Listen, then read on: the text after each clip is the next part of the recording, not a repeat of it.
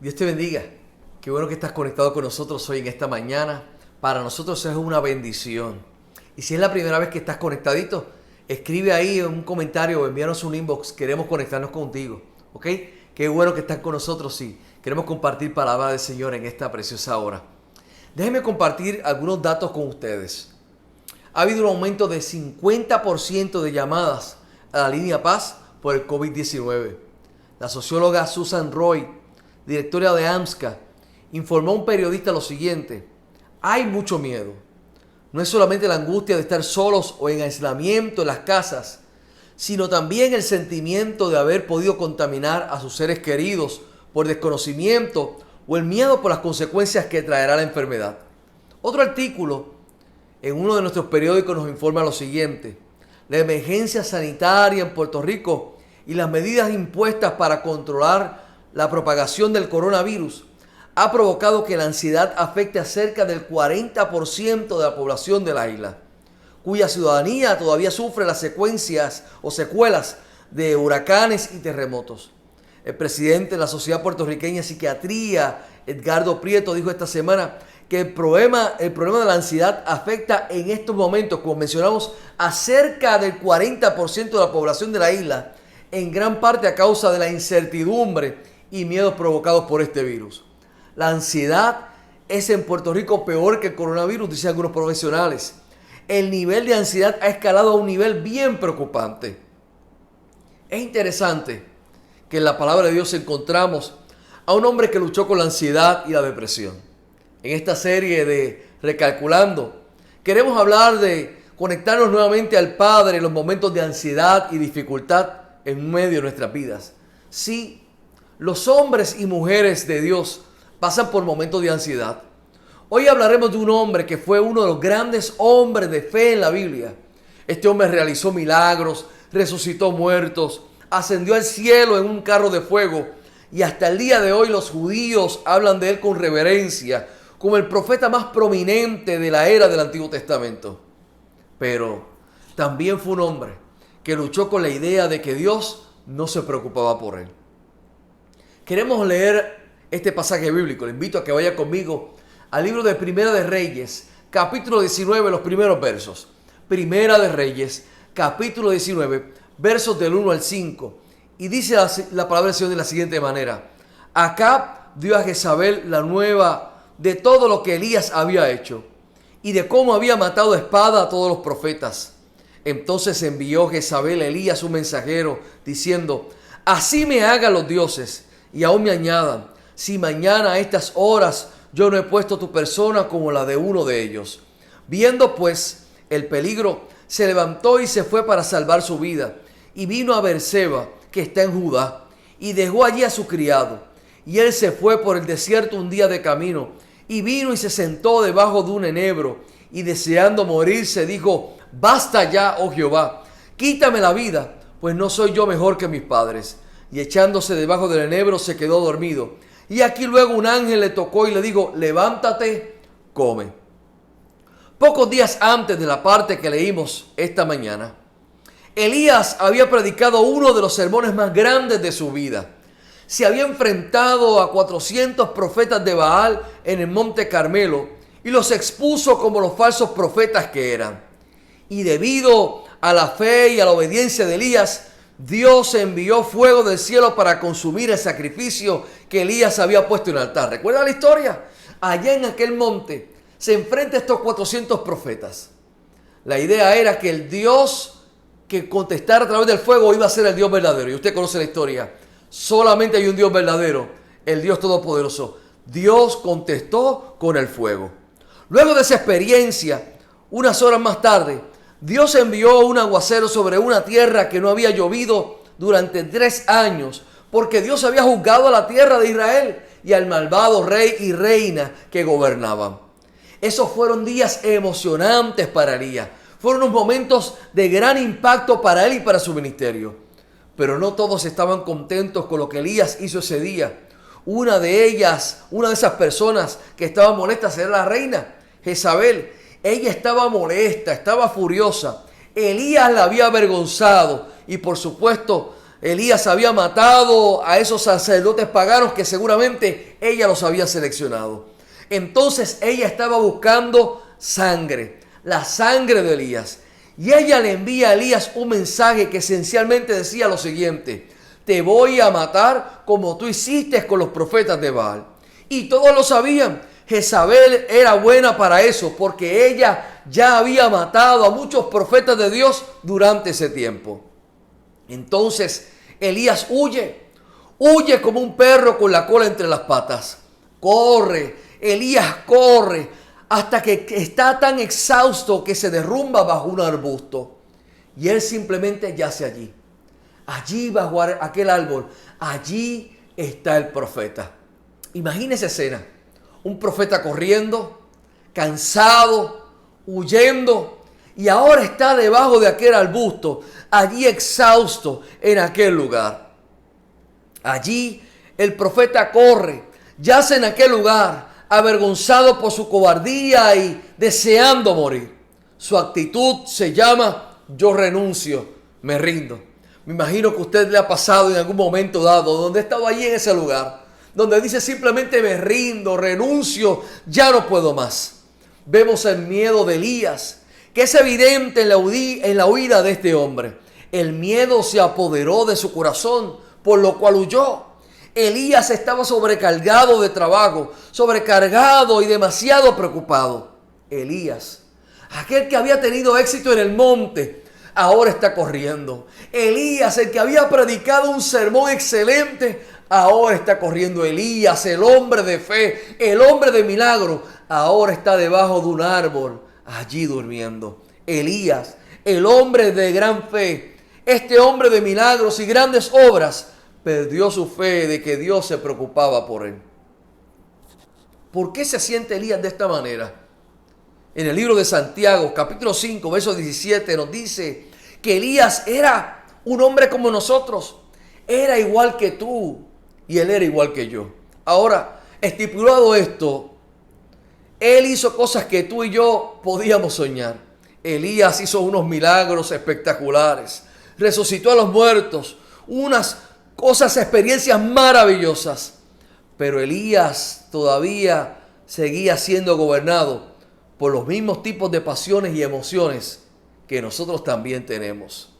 Y eso es algo que Dios quiere que recordemos. Y escuche bien.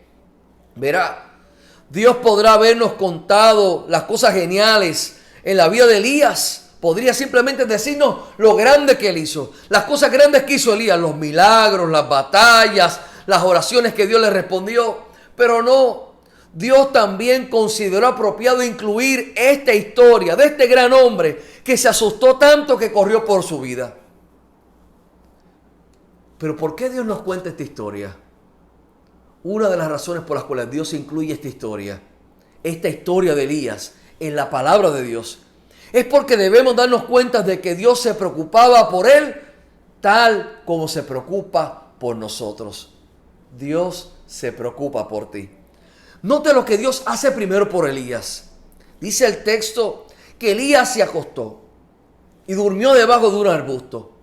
Y he aquí un ángel lo tocó y le dijo: levántate y come. Y él miró, y aquí había cerca de su cabeza un pan recién horneado y una jarra de agua. Y comió, bebió y volvió a acostarse. Y el ángel del Señor volvió por segunda vez y lo tocó y dijo: levántate y come, porque el viaje será largo y pesado. Piensa en esto, hermano y hermana. Elías ha perdido su fe. Y es muy vocal, él lo expresa, lo grita, lo verbaliza, lo dice, sobre la idea de que ya Dios no le importa y que Dios no ha cumplido su parte del trato. Algunos podrían pensar que Dios estaría molesto con eso y le diría a Elías: ¿qué te pasa, brother? Chico, ¿qué te sucede? ¿Dónde está tu fe? Ponte de pie y actúa como un hombre. ¿Es eso lo que hizo Dios? No, hermano y hermana. En cambio, Dios envía un ángel para asegurarse de que tiene comida y bebida. Y luego deja que Elías duerma. Entonces el ángel regresa por segunda vez para alimentarlo. ¿Qué está pasando aquí? ¿Qué es lo que sucede en esta historia? ¿Por qué Dios simplemente da un paso atrás y no hace nada? ¿Por qué Dios no trató de razonar con Elías y darle una lección de fe? ¿Por qué solo lo deja dormir? Bueno, Dios hizo eso porque eso era lo que Elías necesitaba. Hay veces que no necesitamos respuestas. Hay veces que no necesitamos teología. No necesitamos otras cosas. No necesitamos momentos donde nos dan explicaciones. A veces lo que necesitamos es simplemente retroceder. A veces lo que necesitamos es simplemente descansar. Y yo te pregunto en esta mañana, ¿cómo manejas? ¿Cómo lidias con la ansiedad? Bueno, según el Centro para el Control y la Prevención de Enfermedades, el CDC, nos dan varias herramientas o varias recomendaciones. Nos dice lo siguiente: tómense descansos. Y mire lo que dice: y deje de mirar, leer o escuchar las noticias. Esto incluye redes sociales. Escuchar hablar de la pandemia reiteradamente puede afectarlo. Así que uno de los consejos que nos dan es que nos despeguemos un poco de tanta noticia y que podamos descansar nuestra vista y descansar nuestros oídos. También nos dicen una otra recomendación que cuidemos nuestro cuerpo. Hagamos respiraciones profundas, ejercicios de estiramiento, meditaciones. También nos recomiendan comer alimentos saludables y comidas bien balanceadas. Pero nos dicen algo más, otra recomendación. Nos dicen que es importante o es bueno en medio de este tiempo hacer ejercicios, pero también nos invitan a dormir bien.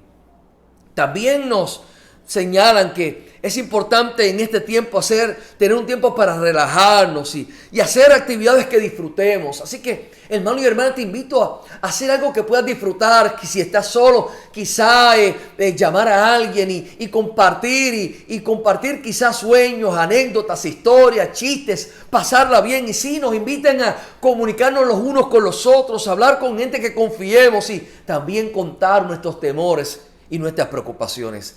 Hablar con otros para dejarles saber cómo nos sentimos. Otra fuente recomienda y dice que no dormir lo suficiente es una de las cosas que puede desencadenar o empeorar la ansiedad. Entonces, Dios le dio a Elías lo que necesitaba: tiempo para descansar. Dios no peleó con él. Dios no lo regañó. Dios le dio la oportunidad para descansar. ¿Qué tal si hoy Dios nos invita y te dice a ti y a mí: descansa, yo estoy contigo? Dios le dio tiempo para dormir. ¿Pero por qué? Porque Dios se preocupó por Elías. Pero dormir no iba a ser suficiente. Dormir solo no iba a resolver el problema fundamental que causó la ansiedad de Elías. Elías necesitaba desesperadamente saber que Dios se preocupaba por él.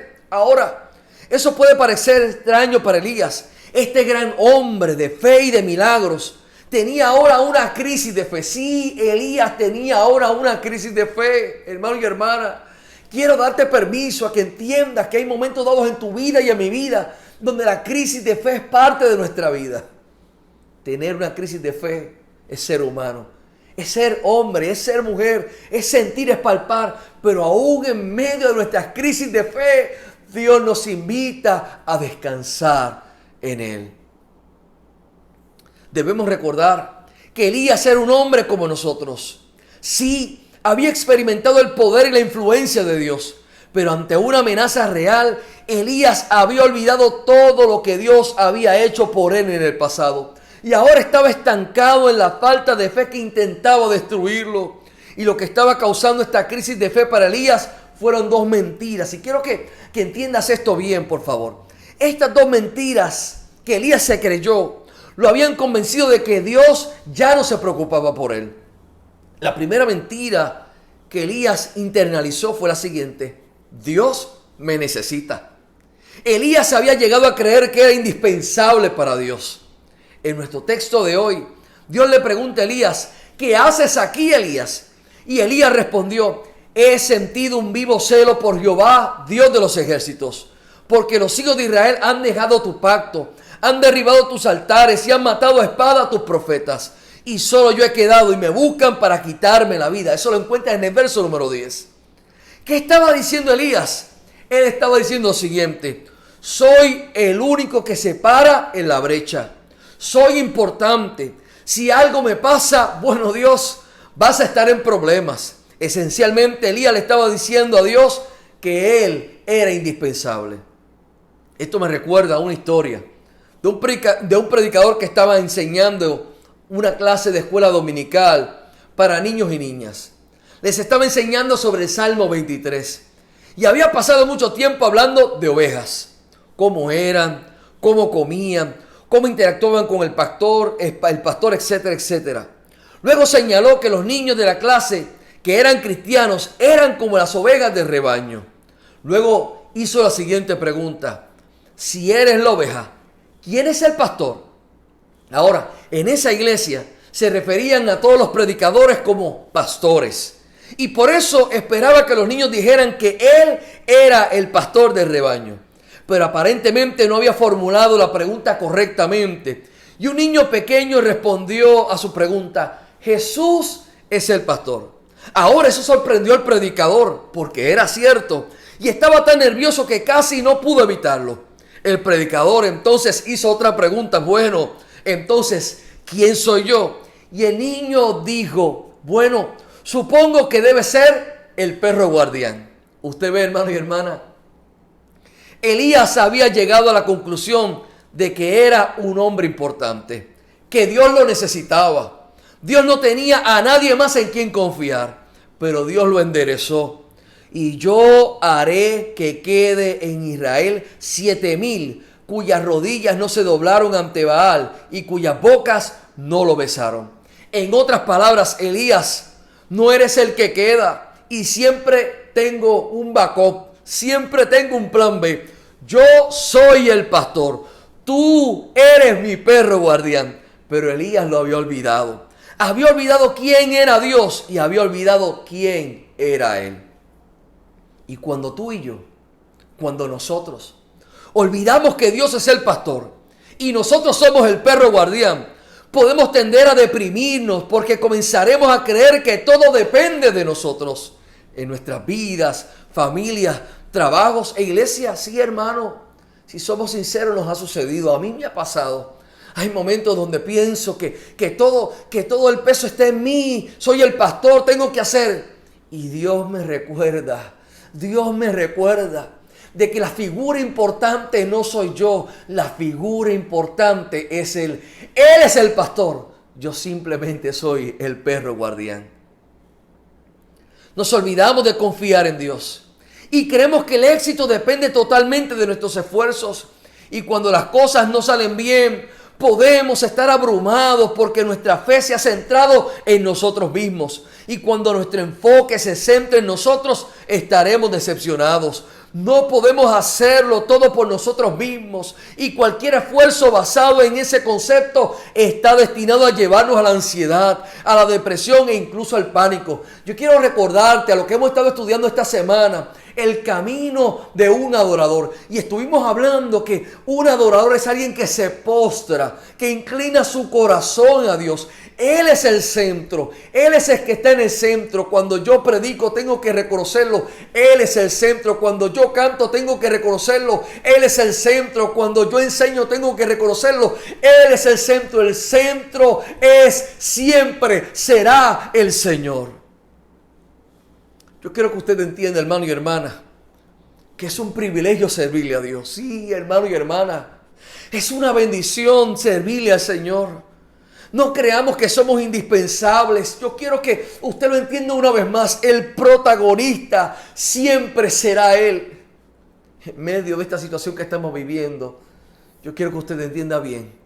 Él siempre es y será el protagonista. Él es quien merece adoración. El más importante tiene nombre. El más importante tiene su lugar. El más importante es el Rey de Reyes, Señor de Señores. Pero Elías había comprado una segunda mentira que era igual de mala a la primera. Y era lo siguiente: si hago mi parte, Dios tiene que hacer la suya. Es como un contrato no escrito. Ya yo hice lo mío, ahora Dios me debe. Pero si Dios no hace lo que yo quiero que haga, cuando quiero que lo haga, es obvio que no le importa o no tiene el poder para hacerlo, para protegerme. Esperamos que Dios actúe de cierta manera Pero cuando no lo hace, nuestra fe toca el fondo y decimos, oh, ay de mí. Eso es lo que está posiblemente pasando por la mente de Elías. Pensó que su victoria contra los profetas de Baal en el monte Carmelo había sido su ticket ganador para que Dios hiciera de ahora en adelante lo que él quería. Elías había observado una gran victoria en el monte. Pensaba que ya el conflicto había terminado. Tal vez esperaba una reacción diferente de Jezabel y de Acab. Tal vez Elías esperaba que Dios actuara de cierta manera. Su fe se basaba en su conocimiento de Dios, no en Dios mismo. Pero Jezabel vuelve a él con una seria amenaza. Es una mujer aterradora y había matado a varios profetas de Dios y ahora lo ha amenazado. Como resultado, Elías comenzó a dudar del poder de Dios. Entonces Dios le dice, hey Elías, déjame mostrarte algo. Y he aquí Jehová que pasaba, y un grande y poderoso viento que rompía los montes y quebraba las peñas delante de Jehová. Pero Jehová no estaba en el viento. Y tras el viento un terremoto, pero Jehová no estaba en el terremoto. Y tras el terremoto un fuego, pero Jehová no estaba en el fuego. Y tras el fuego un silbo apacible y delicado. Dios está diciendo dos cosas aquí. Primero, Dios está diciendo, no solo soy lo suficientemente grande como para destrozar esta montaña, soy lo suficientemente grande como para sacar a Jezabel en cualquier momento que yo quiera. Es solo que tu calendario, Elías, y mi calendario no están en la misma página. Puedo y me encargaré de Jezabel cuando esté lista. Todavía no estoy listo, pero cuando Dios esté listo, más vale que te salgas del camino. Incluso Thomas Jefferson, no un hombre particularmente religioso, señaló lo siguiente: tiemblo por mi país cuando pienso que Dios es justo y que su justicia no puede estar dormida para siempre. Así que dice el texto que sopló un viento fuerte, que estremeció la montaña, y un terremoto y un fuego seguido del sonido delicado del silencio. ¿De qué se trata esto? Bueno, con demasiada frecuencia la gente ve a Dios como un hombre duro y antipático con sus necesidades. Lo ven como un juicio rápido, poderoso y despiadado, como lo fue simbolizado por el viento, el terremoto y el fuego. Pero note lo siguiente en el texto. Dios no estaba en esas cosas. Dios estaba en el susurro. El susurro era como la voz suave de un padre que tiene un hijo, que viene a él quebrantado en busca de consuelo y sanidad. El susurro fue la forma en que Dios dijo: entiendo, me preocupo, te cuidaré, estoy contigo. Hoy Dios susurra a tu oído y al mío y nos dice: yo estoy contigo. Ese susurro me recuerda la historia de un incidente en el 2003. Había una niña de 13 años llamada Natalie Gilbert que tenía programado cantar el himno nacional de los Estados Unidos en un juego de la NBA. Tenía una voz hermosa, había cantado el himno en numerosos otros eventos públicos en el pasado. Pero cuando comenzó a cantar las palabras familiares del himno nacional, se frizó, se congeló. Las palabras no le salían. Y así permaneció en silencio, sorprendida y enfrentando la humillación de estar frente a una audiencia de televisión en vivo que no podía cantar la canción que era conocida por todo el mundo. Justo entonces, el entrenador de los Portland Trail Blazers, Maurice Cheeks, se acercó a ella. Le rodeó los hombros con el brazo y comenzó a susurrarle las palabras al oído. Cuando eso no ayudó por completo, comenzó a cantar junto a ella y usó su mano derecha para invitar a los fanáticos a unirse a ella en la canción. Como resaltó un programa de las noticias de la mañana al día siguiente, decía: una niña pequeña, un entrenador fuera de tono y 20,000 personas lo terminaron juntos. Lo que sucedió esa noche fue que un entrenador se preocupó tanto por una niña asustada que le susurró las palabras que necesitaba escuchar en su oído. Más tarde el entrenador comentó lo siguiente: simplemente no quería que ella estuviera sola.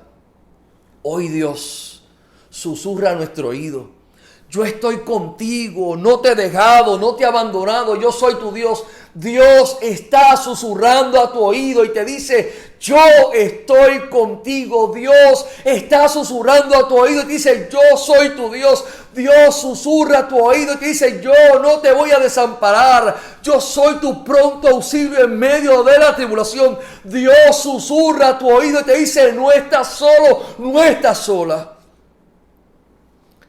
No olvides que tenemos algo que Elías no tenía. Sí, tenemos la misma voz tranquila susurrándonos al oído de un Dios que se preocupa profundamente por nosotros. Pero Elías no podía mirar a Dios. Nosotros podemos.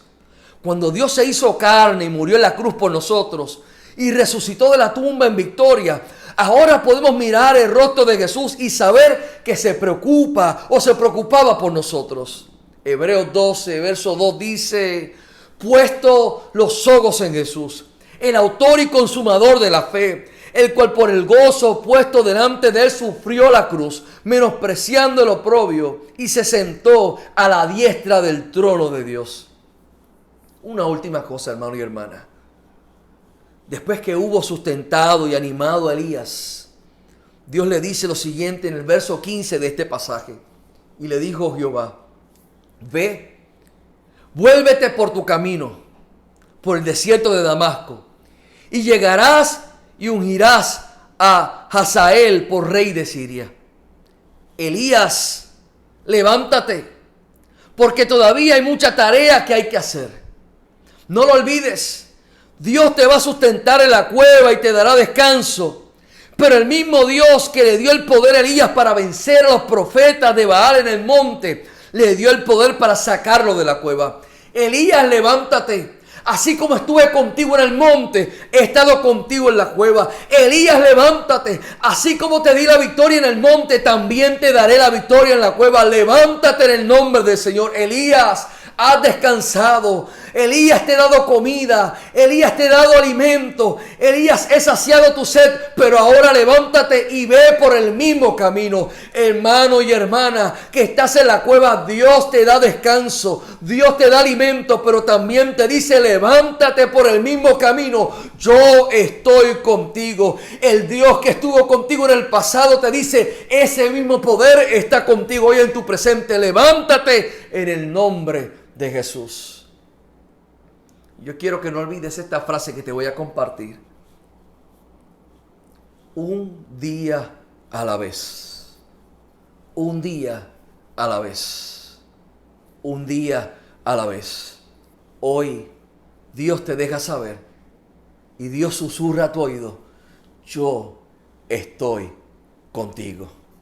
Amén, amén y amén. Si es la primera vez que estás conectado con nosotros y Cristo no es el centro de tu vida y de tu corazón, la Biblia establece que todos somos pecadores, que Cristo fue a la cruz del Calvario a morir por tus pecados y por los míos. No es casualidad que estés conectado con nosotros. Si es la primera vez, hoy te invito a que puedas escribir en los comentarios o enviarnos un inbox. Queremos conocerte, queremos conectarnos contigo. No es casualidad, Él te ama y estás escuchando estas palabras porque Él te ama y Él quiere ser el centro de tu vida y tu corazón. Yo voy a orar en breve, pero si también le has conocido y te has alejado y hoy quieres reconciliar tu vida con el Señor, hoy es día de reconciliación. Yo quiero orar por ti en esta hora. Quiero bendecirte en esta hora. Y quiero orar. Así que si es la primera vez o quieres reconciliar tu vida con el Señor, yo voy a orar por ti. Y pídele al Señor que entre a tu vida y tu corazón. Y por favor, déjanos saber. Queremos conocerte. Queremos acompañarte en esta jornada, en este camino. Señor Jesús, yo te pido que tú bendigas a cada vida ahora en este momento. Aquellos que aún no te conocen, te pido que tú les bendigas ahora. Señor, ellos abren su corazón para que tú seas el centro de su vida y de su corazón. Ayúdales a seguirte. Y si hubiese alguna vida que se ha alejado y se ha apartado de hoy, quiere reconciliar su vida contigo, Señor, vuelve a abrazarle. Levántalo en el nombre de Jesús y ayúdalo para que pueda hacer tu perfecta voluntad. Lo creemos que así será en el nombre de Jesús. Amén, amén y amén. Pero también yo quiero orar por cada uno de los que están mirando ahora esta transmisión.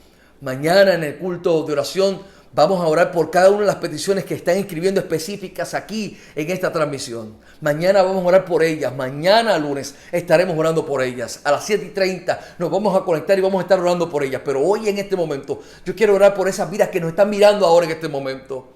Padre, en el nombre de Jesús, una vez más, afirmamos estas palabras. Y te pedimos, Dios, que tú sigas haciendo cosas grandes y maravillosas. Sigue sanando, sigue fortaleciendo y sigue levantando, Señor. En el nombre de Jesús, Señor, fortalece, levanta, Señor. Si hubiese alguna vida enferma, tu palabra lo dice que por tu llaga fuimos nosotros sanados y curados. Y haz la obra, Jesús. Haz el milagro y cuida nuestra entrada y nuestra salida. Y permite que la iglesia siga proclamando que Jesucristo es el Señor. Amén, amén y amén. Mire, yo quiero finalizar con lo siguiente.